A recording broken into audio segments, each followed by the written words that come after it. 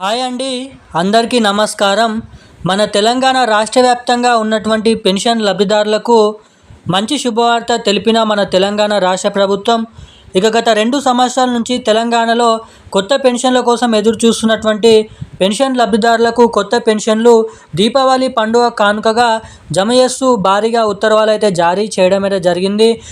ఎవరైతే 2,000 రూపాయల పెన్షన్లు తీసుకుంటున్నారో వారికి 4,000 రూపాయలు, 4,000 రూపాయల పెన్షన్లు తీసుకుంటున్నటువంటి వారికి 6,016 రూపాయల కొత్త పెన్షన్ డబ్బులు దీపావళి కానుకగా, మహాలక్ష్మి పథకం కింద డబ్బులు కూడా 2,500 రూపాయలు, ఏడాదికి దాదాపు 30,000 రూపాయల డబ్బుల్ని మన రాష్ట్ర ప్రభుత్వం పంపిణీ చేసేందుకు మనకి జిల్లాల లిస్ట్ అనేది విడుదల చేయడం అయితే జరిగింది.